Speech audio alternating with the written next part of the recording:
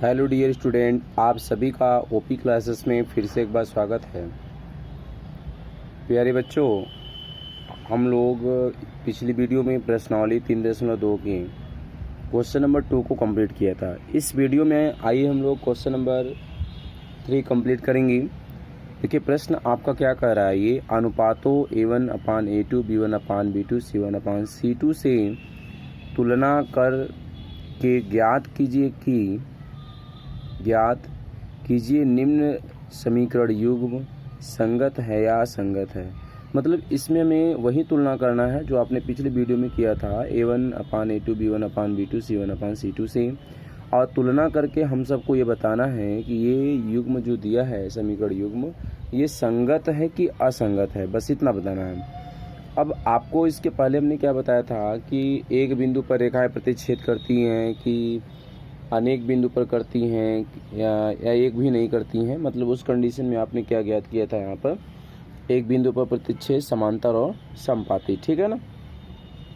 अब यहाँ संगत और असंगत को थोड़ा सा हम आपको समझा दें, उसके बाद चलते हैं। देखिए जब यहाँ हम लोग A1/A2 not equal to B1/B2 आएगा, तो इसमें आपने कहा था कि एक बिंदु पर प्रतिच्छेद करती है ना।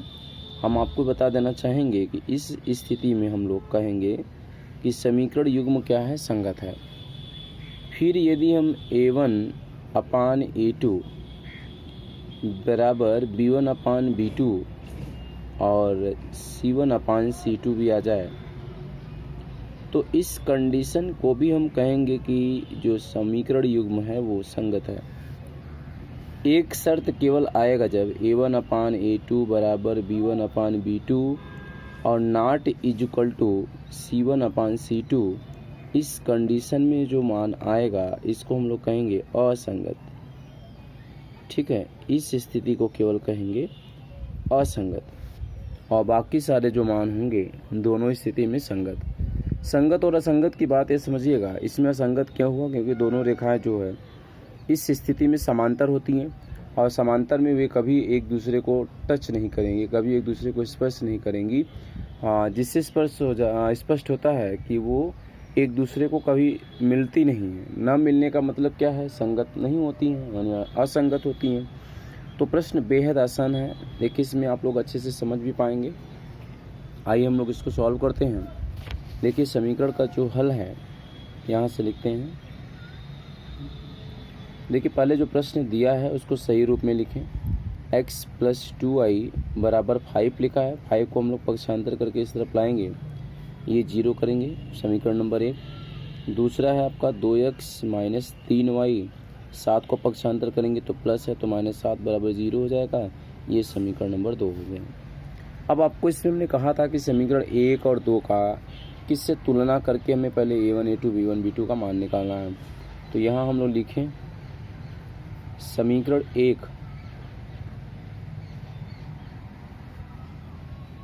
1 का A1x प्लस B1y और प्लस C1 बराबर 0,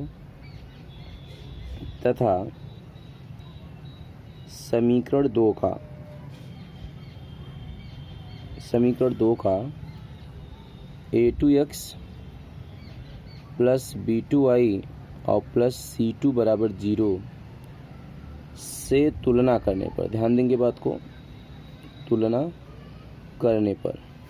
तो तुलना करने पर क्या मिलेगा ये आपको बार बार लिखना नहीं पड़ेगा, हम यहाँ पर एक बार केवल तुलना करा के लिख दे रहे हैं। अब आगे डायरेक्ट मान लिखते चलेंगे, अब आपको तरीका पता हो गया लिखने का। तो तुलना करेंगे तो यहाँ आप देख सकते हैं A1 इक्वल टू क्या मिला 3, और B1 इक्वल टू मिला 2, C1 इक्वल टू -5। देखिए A2 equal to 2, B2 equal to -3 और C2 इक्वल टू -7 मिला। अब A1 B1 C1 A2 B2 C2 प्राप्त हो गया। अब यहाँ हम लोग लिखेंगे अनुपात, यानी जिससे तुलना करना है, अनुपात A1/A2, B1/B2, C1/C2। जरा मान को रखिए, तो A1 का मान है 3, A2 का मान देखिए 2, B1 का मान 2 अभी यहाँ हम संबंध नहीं लगाएंगे, बराबर है कि नहीं है मालूम नहीं, कॉमा लगाइएगा, -5/7। अब अगर देखें यहाँ क्या सॉल्व हो रहा है, माइनस से माइनस तो कट सकता है। अब आप देखिएगा कि इसमें कोई भी मान बराबर नहीं है, अर्थात निष्कर्ष निकल रहा है। यहाँ हम लोग लिखेंगे चूँकि A1/A2 not equal to B1/B2 के। अब देखिए ये शर्त आया तो अभी हमने ऊपर बताया कि जब A1/A2 not equal to B1/B2 के बराबर है तो रेखाएं क्या करेंगी, समान संगत होंगी। अब यही आपको यहाँ पर लिखना है, चूँकि A1/A2 not equal to B1/B2, इसलिए समीकरण युग्म एक दूसरे के संगत है, मतलब यहाँ पे संगत है। बस बिल्कुल सिंपल है, आपको करना कुछ नहीं है। A1, A2, B1, B2, C1, C2 निकाल कर मात्र एक स्थिति याद रखिएगा, जब B1/B2 not equal to C1/C2 के बराबर आ जाए तो आप कहेंगे समीकरण युग्म असंगत है, और बाकी दोनों स्थितियों में क्या बताना है, संगत बताना है। ठीक है, तो इसमें देखिए आपको कुल मिलाकर के 5 क्वेश्चन दिया हुआ है। आइए हम थोड़ा सा अभी 2-3 तक बताते हैं, फिर आगे के क्वेश्चनों को आप सब सॉल्व करिएगा। प्रश्न नंबर 2 देखिए, तो चलिए देखिए दूसरा पॉइंट क्या है, प्रश्न वही है तीसरे का दूसरा। यहाँ हम लोग हल में देखिए, अब तुलना नहीं कर रहे हैं हम, क्योंकि आपको लिखना हमने बता दिया है। तो आप लिख लेंगे समीकरण 1 का A1 x + B1 y + C1 = 0, समीकरण 2 का A2 x + B2 y + C2 = 0 से तुलना करने पर यहाँ हम लोग डायरेक्ट लिख रहे हैं। A1 बराबर देखिए, तो A1 बराबर देखिए यहाँ से हमें प्राप्त हुआ 9, B1 बराबर प्राप्त हुआ 3 और C1 बराबर प्राप्त हुआ 12। ठीक, अब आप A2 देखिएगा, A2 बराबर 18, B2 बराबर 6 और C2 बराबर मिला 24। अब इन्हीं मानों को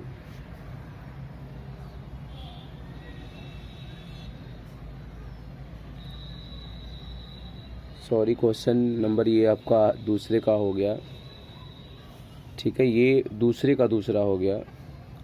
चलिए अच्छा देखिए, यहाँ पर हम लोग आगे लगाते हैं, दूसरा फिर से बताते हैं। वहाँ पे ये तीसरे का क्वेश्चन देखिएगा, वहाँ मिस्टेक से दूसरे का दूसरा लिखा गया। ये तीसरे का तीसरा पॉइंट प्रश्न है, इसको पहले सॉल्व करा देना, तो फिर दूसरा हम अभी लगवा रहे हैं इसमें से। ठीक है, वो 2 उतर गया था। देखिए यहाँ से तुलना करते हैं हम लोग हल में यहाँ पे, तो यहाँ से आपको क्या मिला, A1 = मिल रहा है 3/2 और ये B1 बराबर 5/3 और C1 बराबर है 7, A2 बराबर 9, B2 बराबर है -10 और C2 बराबर, ध्यान दीजिएगा यहाँ -7 रहेगा, C2 बराबर -14। क्यों -7 होगा इसको समझ लेंगे आप, क्योंकि 7 को पहले पक्षांतर करेंगे तो -7 हो जाएगा, इसको भी पक्षांतर करेंगे -14 हो जाएगा। तो इसलिए पहले हम लोग इस मानों को उतारेंगे, फिर यहाँ पे अनुपात यानी तुलना करते हैं। तो तुलना करेंगे तो यहाँ हम लिखेंगे A1/A2, B1/B2, C1/C2। ठीक ना, तो A1 का मान ज़रा रखिएगा 3/2 पूरे के बटे, A2 का मान 9, कॉमा लगाएंगे, 5/3 पूरे के बटे आ जाओ -10, -7 हो जाएगा -14। अब इसका गुणा इसमें, इसका गुणा इसमें हो जाएगा, तो हल करिएगा, ये हो जाएगा 3/9 दूना 18 और कॉमा लगाएंगे, इसका गुणा हो जाएगा 5, 3 दहा में -30, माइनस से माइनस को कैंसिल कर सकते हैं, 7/हो जाएगा 14। ये कटेगा, 3 एकम 3, 3 छक्के 18, 5 एकम 5, 5 छक्के 30। लेकिन निष्कर्ष निकल रहा है कि 1/6 नॉट इक्वल टू -1/6 आया है ये, और यहाँ भी नॉट इक्वल टू 7/14 है। लेकिन हमें पहले ही संबंध जो मिलता है हम उसी से फॉलो कर देते हैं। यहाँ पे लिखेंगे चूँकि A1/A2 not equal to B1/B2, तो तो ये स्थिति क्या था, संगत था, अर्थात समीकरण युग्म क्या है, संगत है। ठीक, तो आइए देखिए क्वेश्चन नंबर 2 ये है, मिस्टेक हो गया था वहाँ पे। तो हम लोग यहाँ फिर से A1 A2 B1 B2 C1 C2 प्राप्त करते हैं। तो A1 बराबर 2, B1 बराबर -3 और C1 बराबर 8 को पहले पक्षांतर करेंगे तो ये -8 हो जाएगा। A2 बराबर हो जाएगा आपका 4 और B2 बराबर हो जाएगा -6, है ना। अब देखिए C2 बराबर क्या हो जाएगा, -9। अब जैसे A1 B1 C1 C2 आपने निकाल लिया, अब यहाँ से हम सब अनुपात फिर से पुनः यही करेंगे, अनुपात A1 अपान A2 कॉमा B1 अपान B2 कॉमा C1 अपान C2। अब देखिए करना क्या है, केवल आपको इसमें मान को रख देना है। A1 का मान 2, A2 का मान है 4 कॉमा -3 कॉमा -3/-6 कॉमा -8/-9। अब देखिए इसमें सॉल्व होने वाला है कुछ, माइनस से माइनस कैंसिल हो जाएगा और ये भी कट रहा है। 2 एकम 2, 2 दूनी 4, 3 एकम 3, 3 दूनी 6। तो 1/2 बराबर 1/2 और ये हो जाएगा नॉट इक्वल टू 8/9। अब देखिए यहाँ पे थोड़ा सा चेंजिंग हुआ है, तो आप लिखोगे चूँकि A1 अपान A2 बराबर B1 अपान B2 और not equal to C1 upon C2। अब आपको इस स्थिति के लिए बताए थे कि अतः चूँकि ये नॉट इक्वल टू है, इसलिए समीकरण युग्म असंगत होगा। एक स्थिति यहीं पर एक स्थिति ऐसी है जो असंगत है और दोनों स्थितियों में आपको क्या बताना है, संगत। तो ठीक है, इस प्रकार से आपका ये तीसरा क्वेश्चन क्या हुआ, कंप्लीट हुआ। अब हम लोग अगले वीडियो में क्वेश्चन नंबर 4 को कंप्लीट करेंगे। तो उम्मीद है कि आप सबको समझ में आया होगा। यदि आप वीडियो को पहली बार देख रहे हैं तो चैनल को सब्सक्राइब जरूर कीजिए, जिससे हमारे द्वारा भेजे गए वीडियो का नोटिफिकेशन आप सबको मिले और तैयारी अपनी आप जारी रख सकें।